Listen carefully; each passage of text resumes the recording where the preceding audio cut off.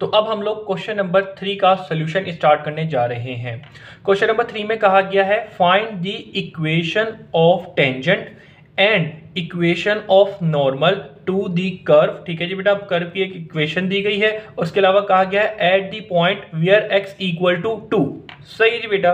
तो basically question number 3 के अंदर हम लोगों को कहा गया है कि इक्वेशन ऑफ टेंजेंट और इक्वेशन ऑफ नॉर्मल मालूम करके दो, जो कि एक कर्व से बन रही है। उस कर्व की इक्वेशन दी गई है और जिस पॉइंट पे बन रही है ना, उस पॉइंट के अंदर सिर्फ हमें x ऑर्डिनेट की वैल्यू दी गई है। जैसे कि आप लोग जानते हैं कि भाई एक पॉइंट जो होता है उसके अंदर x और y की वैल्यू होती है। तो यहाँ पे हमें बेसिकली x इक्वल टू 2 यानी कि x की वैल्यू दी गई है, y की वैल्यू नहीं दी गई। तो सबसे पहले इस क्वेश्चन का सॉल्यूशन करने के लिए हम सबसे पहले y की वैल्यू मालूम करेंगे और उसके बाद इक्वेशन ऑफ टेंजेंट और इक्वेशन ऑफ नॉर्मल मालूम करेंगे। ठीक है जी बेटा। तो y की वैल्यू किस तरीके से निकलेगी? y की वैल्यू बेसिकली हम क्या करेंगे, इस x की वैल्यू को कर्व की इक्वेशन में पुट कर देंगे और यहां से जब x की वैल्यू डालेंगे तो y की वैल्यू हमारे पास आ जाएगी। तो लिहाजा x और y की वैल्यू जब हमारे पास पूरा पॉइंट आ जाएगा और इस फंक्शन का डेरिवेटिव लेंगे, वहां से स्लोप आ जाएगा और इक्वेशन ऑफ टेंजेंट और इक्वेशन ऑफ नॉर्मल का जो फार्मूला है उसके अंदर पुट करके अपना आंसर दे देंगे। कोई इतनी मुश्किल चीज नहीं है। ठीक है जी बेटा। अभी आपको समझाता हूं और ज्यादा चीज क्लियर हो जाएगी। फिलहाल यहां पे जरा देखें हम करते क्या है। बेसिकली अब जरा देखते हैं, डिटेल में चीजों को डिस्कस करते हैं। क्वेश्चन में क्या कहा गया है, find the equation of tangent and equation of normal. Basically question number 3 में इक्वेशन ऑफ टेंजेंट और इक्वेशन ऑफ नॉर्मल हमें मालूम करना है। सबसे पहले देखते हैं इक्वेशन टेंजेंट और नॉर्मल होते क्या है। सबसे पहले ये कॉन्सेप्ट देख लेते हैं। ठीक है जी बेटा। तो सबसे पहली बात हमें कहा गया है कर्व। अच्छा जी, तो भाई ये जो हमारा कर्व है ना, एक कर्व है। ठीक है जी बेटा। इस कर्व पे एक स्पेसिफिक कोई ना कोई पॉइंट होगा। सही जी बेटा। तो हम कोई ना कोई स्पेसिफिक पॉइंट होगा जिसकी x की वैल्यू 2 है और y की कोई ना कोई वैल्यू होगी। फिलहाल हम नहीं लिख रहे, अभी बाद में चल के निकाल लेंगे। लेकिन फिलहाल हम जो यहाँ पे कॉन्सेप्ट समझ रहे हैं वो टेंजेंट और नॉर्मल का समझ रहे हैं। तो बेटा टेंजेंट बेसिकली क्या होता है? टेंजेंट हम बोलते हैं एक ऐसी लाइन को जो एक कर्व को एक पॉइंट पर टच करती हुई जा रही हो, उसको हम क्या बोलेंगे, ये क्या है, एक टेंजेंट है। ठीक है जी बेटा। अच्छा, अब हम आते हैं नॉर्मल के ऊपर। ठीक है जी बेटा। यहाँ पे हमें दूसरी बात की गई थी नॉर्मल। ठीक है जी। नॉर्मल क्या होता है? बेसिकली एक कर्व होता है, एक कर्व एक सर्कुलर शेप होती है। सर्कुलर शेप का यकीनन कोई ना कोई एक सेंटर भी होता होगा। सही है बेटा। तो एक ऐसी लाइन जो कि सेंटर से गुजर रही हो और उस पॉइंट से भी गुजर रही हो जहां से टेंजेंट गुजर रहा हो, और ये दोनों एक दूसरे के क्या हो, परपेंडिकुलर हो या 90 का एंगल बना रही हो, ये दोनों लाइनें। ठीक है जी बेटा। तो इसको हम कहेंगे ये क्या हो जाएगी, नॉर्मल हो जाएगी। सही जी बेटा। इस लाइन को हम बोलेंगे नॉर्मल। बेसिकली क्वेश्चन नंबर 3 के अंदर हमें कहा गया है कि ये जो टेंजेंट है, ठीक है जी बेटा, और ये जो नॉर्मल है, इनकी इक्वेशन मालूम करके दो। अब इक्वेशन मालूम करने के लिए बेसिकली जो हम यहाँ पे फार्मूला यूज करेंगे, स्ट्रेट लाइन इक्वेशन का फार्मूला यूज करेंगे। तो वो जरा देख लें, इक्वेशन ऑफ टेंजेंट। ठीक है जी बेटा। इक्वेशन ऑफ टेंजेंट निकालने के लिए जो फार्मूला यूज करेंगे वो करेंगे y minus y1 equal to m। ठीक है जी बेटा। और x माइनस x1। ठीक है जी। और उसके अलावा हमें इक्वेशन ऑफ टेंजेंट चाहिए और इक्वेशन ऑफ नॉर्मल चाहिए और इक्वेशन ऑफ नॉर्मल। ठीक है जी बेटा। इक्वेशन ऑफ नॉर्मल निकालने के लिए हम क्या फार्मूला यूज करेंगे, यानी कि इक्वेशन की क्या फॉर्म यूज करेंगे, 5 minus y1 equal to x minus x1। ठीक है जी बेटा। पूरी टेंजेंट ऑफ इक्वेशन वाली फॉर्म ही रहनी है, लेकिन यहाँ पे स्लोप m बेसिकली स्लोप को प्रेजेंट कर रहा है। यहाँ पे जो हमारा स्लोप आएगा वो 1 अपॉन m आएगा और माइनस का आएगा। सही जी बेटा। अच्छा, अब यहाँ पे एक बात डिस्कस करने वाली है कि स्टूडेंट बेसिकली यहाँ पे हमें क्वेश्चन में कहा गया था इक्वेशन ऑफ टेंजेंट और इक्वेशन ऑफ नॉर्मल निकालनी है, ये हम डायरेक्ट फार्मूला यूज करेंगे। लेकिन अगर आप लोगों ने चैप्टर नंबर 7 पढ़ा हुआ है तो आप इस चीज को समझ सकते हैं। बेसिकली ये इक्वेशन ऑफ लाइन निकालने का फार्मूला है। ठीक है जी बेटा। तो हमने उनको यूज किया हुआ है। अच्छा जी, अब यहाँ पे जरा देखिएगा, यहाँ पे आप दे रहे देखिएगा x और y है, x1 और y1 है। तो बेटा ये x1 और y1 जो है ना, बेसिकली ये हमारा पॉइंट होगा। अब ये पॉइंट क्या होगा, ये पॉइंट हम लोगों को गिवन है। सही जी बेटा। जिस तरीके से आप देख सकते हैं क्वेश्चन नंबर 3 में हमें यहाँ पे x की वैल्यू 2 दी गई है और y की वैल्यू हम लोग निकाल लेंगे। तो लिहाजा x, y की वैल्यू जो भी होगी, ये जो पॉइंट होगा, ये बेसिकली पॉइंट हमें क्या बता रहा है, x1 और y1 बता रहा है। तो x1 y1 की वैल्यू पुट करेंगे और उसके बाद आप देखेंगे इस इक्वेशन के अंदर m है। m हमारे पास क्या होता है, m बेसिकली प्रेजेंट करता है स्लोप को। सही है बेटा। तो लिहाजा हम स्लोप भी मालूम करेंगे। तो अब जरा देख लीजिएगा, मेनली जो अपने दिमाग में आपने बिठानी है बात, वो क्या बिठानी है कि क्वेश्चन नंबर 3 में हमें क्या कहा गया है, इक्वेशन ऑफ टेंजेंट और इक्वेशन ऑफ नॉर्मल निकालनी है। टेंजेंट और नॉर्मल क्या होता है, कॉन्सेप्ट क्लियर हो गया होगा। इक्वेशन ऑफ टेंजेंट और इक्वेशन ऑफ नॉर्मल निकालने के लिए जो फॉर्म यूज करेंगे इक्वेशन बनाने के लिए, वो ये रहेगी आपके पास। आप देखेंगे दोनों इक्वेशन ऑलमोस्ट सेम ही है, ये हमारे पास ये है और उसके अलावा नॉर्मल की इक्वेशन बेसिकली इससे परपेंडिकुलर है, तो इसीलिए हमने यहाँ पे स्लोप की परपेंडिकुलर फॉर्म बना के यहाँ पे -1/m लिखा हुआ है। अगर आपको ये बातें अगर समझ नहीं आती तो घबराने की बात नहीं है। क्यों? क्योंकि हमने अभी आगे चल के चैप्टर नंबर 7 को वैसे ऑलरेडी पढ़ लिया। अगर आप में से जिस बच्चे ने नहीं पढ़ा तो वहां पे जाके राम सुकून से ये पढ़ लोगे, तो वहां पे जाके तुम्हारी ये जो चीज देखोगे तो दोबारा तो तुम्हारा कॉन्सेप्ट और अच्छे तरीके से क्लियर हो जाएगा। लेकिन फिलहाल अगर नहीं पढ़ा हुआ तो टेंशन ना लो, फिलहाल तुम इनको याद कर सकते हो। ठीक है जी बेटा, सिर्फ ये याद कर लो कि भाई इक्वेशन ऑफ टेंजेंट और इक्वेशन ऑफ नॉर्मल निकालनी है। इक्वेशन ऑफ टेंजेंट निकालने के लिए इस फॉर्म को और इक्वेशन ऑफ नॉर्मल निकालने के लिए इस फॉर्म को यूज करेंगे। यहाँ पे x और y तो हमारे पास ऐसी का ऐसी रहेगा। x1 और y1 की वैल्यू बेसिकली हमारे पास जो पॉइंट गिवन होगा वो होगा, और m हमारे पास क्या है, m हमारे पास यहाँ पर स्लोप है। ठीक है जी बेटा, और स्लोप हम कैसे निकालेंगे? स्लोप बेसिकली हम इस जो हमें इक्वेशन दी गई है उसका डेरिवेटिव करके निकालेंगे। सही है जी बेटा, तो जरा आज स्टार्ट करते हैं। तो बिस्मिल्लाह करते हैं। तो सबसे पहले जरा देखिएगा, दोबारा से सॉल्यूशन करते हैं। Find the equation of tangent and equation of normal to the curve this at the point where x equal to 2। तो स्टार्ट करते हैं। सॉल्यूशन लिखा। सॉल्यूशन लिखने में सबसे पहले हमें क्या रिक्वायर्ड है? Equation of tangent. ठीक है जी बेटा, इक्वेशन ऑफ टेंजेंट रिक्वायर्ड है। फिर उसके बाद में हमें इक्वेशन ऑफ नॉर्मल रिक्वायर्ड है। ठीक है जी बेटा, नॉर्मल मल नॉर्मल रिक्वायर्ड है। तो बेटा सबसे पहली बात यह है कि अगर चीज नहीं समझ आती कि इक्वेशन ऑफ टेंजेंट और इक्वेशन ऑफ नॉर्मल निकालने के जो फार्मूलाज है वो मेनली ये दो हैं, तो इसके अंदर हमें सबसे पहले x1 y1 की जरूरत है और m की जरूरत है। तो x1 y1 बेसिकली हमारे पास पॉइंट होता है। ठीक है जी बेटा, आप जो गिवन पॉइंट होगा और m हमारे पास स्लोप होगा। तो बस मेनली हम ये दो चीजें निकालेंगे और अपने पुट करके अपनी इक्वेशंस दे देंगे। सही है जी बेटा, तो सबसे पहले इक्वेशन ऑफ टेंजेंट और इक्वेशन ऑफ नॉर्मल का कहा गया है वो हमने लिख दिया। फिर हमें कहा गया जो इक्वेशन ऑफ नॉर्मल और टेंजेंट निकालनी है, जिस कर्व से निकालनी है उस कर्व की हमें यहाँ पे इक्वेशन दी गई है। वो हमें यहाँ पे क्या दी गई है? y equal to x plus 1/x। ये हमें इक्वेशन की कर्व की इक्वेशन दी गई है। और एट पॉइंट, ठीक है जी बेटा, एट पॉइंट किस पॉइंट पे दी गई है? एट द पॉइंट वेयर, ठीक है जी बेटा, वेयर x इक्वल टू 2। तो अगेन यहाँ पे एक बात आ गई, यहाँ पे जो हमें बेसिकली पॉइंट बताया गया है, यहाँ पे मैं कहा गया जिस कर्व पे जो टेंजेंट और नॉर्मल है वहां पे जो पॉइंट है यानी कि x, y होता है, वहां पे x की वैल्यू 2 है और y की वैल्यू कुछ ना कुछ होगी। तो सबसे पहले हम y की वैल्यू मालूम करेंगे। क्यों? क्योंकि हमें आगे चल के उस पॉइंट की जरूरत पड़ेगी, तो उस पॉइंट के अंदर हमें y का पता होना चाहिए। तो y हम किस तरीके से निकालेंगे? सबसे पहले यहाँ पे हम बोल देंगे भाई सबसे पहले हम y को मालूम करेंगे। तो y को किस तरीके से निकालेंगे? ये जो हमारे पास कर्व की इक्वेशन दी गई है इसको हम इक्वेशन 1 कह देते हैं। हम बोल देंगे कि भाई हम क्या करेंगे? पुट वैल्यू ऑफ x, ठीक है जी बेटा, put value of x in equation 1। तो यहाँ पे जब हम पुट करेंगे x की वैल्यू तो y की वैल्यू आ जाएगी। तो जैसे ही हमारे पास y की वैल्यू आएगी तो हमारा पॉइंट पूरा हो जाएगा। तो हमारा जब पॉइंट पूरा हो जाएगा तो हम आगे की चीजें कर पाएंगे। ठीक है ना बेटा? सही है, आगे चलते हैं। तो फिल एंड फाइनल जरा देखिएगा, हम यहाँ पे पुट कर रहे हैं x की value in equation number 1। Equation number 1 किसके इक्वल है? 1/1x इक्वल टू x की वैल्यू हमारे पास 2 है प्लस 1/x की वैल्यू यहाँ पे हमारे पास 2 है। अब इसको सोल्व कर लो। एलसीएम लेने का सबसे आसान तरीका, डोमिनेटर को कर दो मल्टीप्लाई और कर दो क्रॉस मल्टीप्लीकेशन, तो ये 5/2 आ जाएगा। आप इसको चाहो तो एलसीएम कैलकुलेटर में भी ले सकते हो, इजी वे में जल्दी आ जाएगा। तो बेटा ये आपके पास क्या आ गई? ये आपके पास y की वैल्यू आ गई। तो यहाँ पे आपके पास जो पॉइंट है ना, ठीक है जी बेटा, वो पॉइंट बनकर आ गया। पॉइंट बेसिकली क्या होता है? x, y होता है।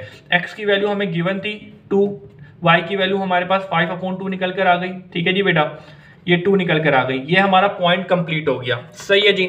अब हम आते हैं मेनली हमें इस क्वेश्चन में क्या करना था। इस क्वेश्चन के अंदर इक्वेशन ऑफ टेंजेंट और इक्वेशन ऑफ नॉर्मल निकालनी है।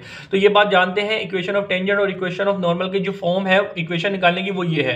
तो बेटा इसके अंदर हमें सबसे पहले x1 और y1 की जरूरत थी। x1 और y1 हमारे पास क्या होता है? जो पॉइंट गिवन होता है। तो लिहाजा ये हमारा जो पॉइंट हमें गिवन था, जो कि हमने निकाला भी है एक तरीके से, ठीक है ना, आधा दिया हुआ था, आधा हमने निकाला है। तो ये हमारा गिवन पॉइंट हो गया। ये बेसिकली हमारे पास क्या है? x1 और ये y1 है इन फॉर्म के अंदर। अब हमारे पास सिर्फ क्या रह गया? अब हमें m मालूम करना रह गया है। m हमारा क्या है? m हमें प्रेजेंट करता है स्लोप को। ठीक है जी बेटा, तो स्लोप हम किस तरीके से निकालेंगे कि जो हमारे पास इक्वेशन ऑफ कर्व दी गई है उसका डेरिवेट करेंगे और डेरिवेटिव करने के बाद जो हमारा पॉइंट है यहाँ पे 2,5/2 उसको पुट कर देंगे तो हमारा वो स्लोप आ जाएगा यानी कि m आ जाएगा। और फिर हमारे पास ये x1 y1 और m की वैल्यू पहले इसमें पुट करेंगे तो इक्वेशन ऑफ टेंजेंट आ जाएगी और फिर इसके बाद इक्वेशन ऑफ नॉर्मल आ जाएगी जब हम इसके अंदर पुट करेंगे। ठीक है जी बेटा, तो चले आ जाएं। तो अब हम क्या कर रहे हैं, अब हम स्लोप मालूम करना जा रहे हैं। स्लोप को हम यहाँ पे m से प्रेजेंट कर रहे हैं, तो फिलहाल हम यहाँ पे m लिख देते हैं। ठीक है जी बेटा। अब हम क्या कर रहे हैं, स्लोप मालूम कर रहे हैं। तो स्लोप मालूम करने के लिए हम क्या करेंगे, डेरिवेट करेंगे हमारी जो इक्वेशन दी जाएगी कर्व की। तो इक्वेशन क्या दी गई है, x + 1/x। सही है बेटा। तो इसको जरा सोल्व कर लेते हैं। इसको मतलब कि डायरेक्ट डेरिवेटिव लें, उससे पहले इसको थोड़ा सा इजी कर लें ताकि इजीली डेरिवेट करें। ये x था और ये अपॉन में x था, तो इसके ऊपर लेकर आ गए तो ये माइनस का हो जाएगा। सही है बेटा। तो y = x + x⁻⁻1 है। हम इसको क्या करेंगे, डिफरेंशिएट करेंगे, क्योंकि आगे हमें स्लोप लेना है, तो स्लोप के अंदर हमें डिफरेंशिएशन की जरूरत होती है। तो सबसे पहले यहाँ पे लिख देते हैं differentiate with respect to x। तो इसी वजह से d/dx हम लोग यहाँ पर भी ले लेंगे और d/dx जो है हमारा इस साइड पर भी आ जाएगा। सही है बेटा। तो यहाँ पे फिलहाल हमारे पास ये dy/dx बन जाएगा और ये d/dx जो है हमारा x के पास भी, और ये d/dx जो है हमारा x⁻⁻1 पे भी आ जाएगा। सही जी बेटा। तो ये dy/dx है। सही जी। x का डेरिवेटिव हमारे पास 1 है और x⁻⁻1 है, तो इसका डेरिवेटिव लेने के लिए क्या करेंगे, जो पावर है उसको मल्टीप्लाई में लेंगे और इसकी पावर से एक कम करेंगे। तो -1 से -1 किया तो ये -2 बन जाएगा। सही है बेटा। तो इसको मजीद सिंप्लीफाई करें तो ये हमारे पास क्या बन जाएगा, dy/dx = 1 - 1/x²। ठीक है जी बेटा। ये प्लस माइनस माइनस हो गया, ऊपर माइनस का था तो ये नीचे आके प्लस का 2 हो गया। तो ये हमारे पास क्या आ गया, dy/dx आ गया। सही जी बेटा। तो मेनली हमें क्या करना है, स्लोप मालूम करना है। स्लोप किसके इक्वल था, dy/dx के, और यहाँ पे स्पेसिफिक एक पॉइंट होता है x, y के। तो लिहाजा dy/dx है, ये स्पेसिफिक पॉइंट हमारा यहाँ पे ये निकला हुआ है, तो ये 2,5/2 है। सही जी बेटा। तो dy/dx किसके इक्वल है, 1 - 1/x² के इक्वल है। सही जी बेटा। तो लिहाजा यहाँ पे 1 - 1/x² है, तो x² की वैल्यू बेसिकली यहाँ पे क्या है, ये मेरे पास x की वैल्यू है, ये मेरे पास y की वैल्यू है। तो x की वैल्यू हमारे पास यहाँ पे 2 है, तो ये 2 आएगा, उसके ऊपर स्क्वायर है तो वो स्क्वायर आ गया। तो 1 - 1/4 बन गया जी, बिल्कुल बन गया है। अब हमें क्या करना है, इसका एलसीएम लेना है। तो एलसीएम, आप एलसीएम लेना चाहो एलसीएम ले लो, या कैलकुलेटर में पूरी वैल्यू डाल दो कि 1/14 है। तो आप देख सकते हैं ये पूरी की पूरी वैल्यू कैलकुलेटर में डाली है, इसको इक्वल किया तो यहाँ पे हमारे पास एलसीएम आ गया है। सही जी बेटा। तो आप चाहो तो मैनुअल भी लेना चाहो मैनुअल भी ले सकते हो। यहाँ पे फिलहाल मैंने डायरेक्ट मेथड क्या कह सकते हैं कैलकुलेटर में करके दिया ताकि जल्दी से जल्द हमारा आंसर आ जाए। सही है बेटा। और इजी वे में सिंप्लीफाई हो जाए, क्योंकि अक्सर बच्चों को एलसीएम लेने में मुश्किल होती है, तो उनके लिए हम कैलकुलेटर में भी करके दिखाते हैं। जब आपके पास कैलकुलेटर है तो घबराने की क्या बात है। सही है बेटा। तो फिलहाल यहाँ पे आपने क्या किया है, यहाँ पे आपने इसको जो भी किया है वो स्लोप मालूम किया है। सही है बेटा। तो स्लोप आपको पता है हम स्लोप को किससे प्रेजेंट करते हैं, m से प्रेजेंट कर रहे हैं, और स्लोप की वैल्यू आपके पास यहाँ पे क्या आई है, 3/4 आई है। सही है बेटा। अब आ जाए, सारी चीज़ें अल्हम्दुलिल्लाह हम लोगों ने मालूम कर ली हैं। अब हमें जो क्वेश्चन के अंदर मेन चीज़ रिक्वायर्ड थी कि इक्वेशन ऑफ टेंजेंट और इक्वेशन ऑफ नॉर्मल, अब वो मालूम करते हैं। तो सबसे पहले यहाँ पे लिख देते हैं इक्वेशन ऑफ टेंजेंट। ठीक है जी, इक्वेशन ऑफ टेंजेंट। तो इक्वेशन ऑफ टेंजेंट हमारे पास इक्वेशन ऑफ टेंजेंट निकालने की फॉर्म क्या होती है, y - y1 = m × x - x1। ठीक है जी बेटा। तो ये बात आपको पता होनी चाहिए कि यहाँ पे x1 और y1 बेसिकली क्या होता है, आपका पॉइंट होता है। पॉइंट हमें क्या दिया गया था, जो हमने निकाला भी था, 2 हमें दिया गया था, y की वैल्यू निकाली थी जिससे हमारा पूरा पॉइंट बन रहा था, वो हमारे पास ये है। m हमारे पास यहाँ पे इस इक्वेशन के अंदर क्या है, वो m हमारे पास स्लोप है जो कि हमने निकाला है 3/4। सही जी बेटा। तो अब इन तमाम वैल्यू को इधर पुट करें, सोल्व करें, हमारे पास वो ऑटोमेटिकली टेंजेंट ऑफ इक्वेशन आ जाएगी। y - y1 है, तो y1 की वैल्यू हमारे पास इधर कंपेयर करेंगे तो आ जाएगी, ये 5/2 बन जाएगी, इक्वल टू m है। तो m की वैल्यू हमारे पास यहाँ पे 3/4 है। सही है जी बेटा। और ये मल्टीप्लाई किससे हो रहा है, x - x1 से। तो x1 की वैल्यू आप इसको कंपेयर करेंगे इससे, तो यहाँ पे 2 आ जाएगी। अब बस इसको सोल्व कर लें और अपना आंसर दे दें। तो बच्चों ज़रा देखो, यहाँ पे हम करते हैं क्रॉस मल्टीप्लीकेशन। ये डिवाइड हो रहा है, इधर जाके मल्टीप्लाई कर दें। ठीक है जी बेटा। और इसी तरीके से ये 3 है, x मल्टीप्लाई, और ये मल्टीप्लाई होगा इस ब्रैकेट से। तो 4 को इससे मल्टीप्लाई करें तो ये 4y हो जाएगा। जब 4 को आप इससे मल्टीप्लाई करेंगे, 2 से वो कैंसिल आउट करके 2 बचेगा, और 2 × 5 = 10 हो जाएगा। इक्वल टू 3 अंदर भेज दें तो ये 3x हो जाएगा, और ये -3 × 2 = 6 हो जाएगा। अब इसको बस अरेंज कर दें। क्या करें, ये 3x है, ठीक है जी बेटा, ये प्लस का इक्वल के उस साइड पे जाके माइनस का 4y हो जाएगा, और ये माइनस का इक्वल के उस साइड पे जाके प्लस का 10 हो जाएगा। ऑलरेडी यहाँ पे माइनस का 6 है और ये इक्वल टू 0 हो जाएगा ओवरऑल, ठीक है जी बेटा। यहाँ पे कुछ नहीं बचेगा तो 0 रहा, तो इसलिए हमने इसको इक्वल टू 0 कर दिया। तो ये 3x minus 4y plus 10 minus 6 किया, तो यहाँ पे प्लस का 4 इक्वल टू 0 आ जाएगा। तो ये आपके पास आंसर आ गया। लेकिन ये क्या आया है, ये आपके पास इक्वेशन ऑफ टेंजेंट आई है, सही जी बेटा। अब इसी तरीके से हम क्या करेंगे, इक्वेशन ऑफ नॉर्मल भी निकालेंगे, ठीक है जी बेटा। तो इक्वेशन ऑफ नॉर्मल के लिए हम इसको कंटिन्यू करते हैं इस पेपर के ऊपर, सही है। तो आजे, तो सबसे पहले यहाँ पे हम अब हेडिंग डाल देंगे कि अब क्या करेंगे, इक्वेशन ऑफ नॉर्मल मालूम करेंगे, ठीक है जी। तो इक्वेशन ऑफ नॉर्मल की हेडिंग डाल देंगे, नॉर्मल मालूम करेंगे। तो इक्वेशन ऑफ नॉर्मल मालूम करने की क्या फॉर्म थी, इक्वेशन ऑफ नॉर्मल मालूम करने का ये फार्मूला था, ठीक है जी बेटा। तो y minus y1 equal to minus 1 upon m into x minus x1, ठीक है जी बेटा। तो आपको अगेन यहाँ पे पता है कि x1 y1 क्या है, x1 y1 बेसिकली पॉइंट है जो कि आपको दिया हुआ है, यानी कि जो आपने पॉइंट निकाला था, ठीक है जी बेटा।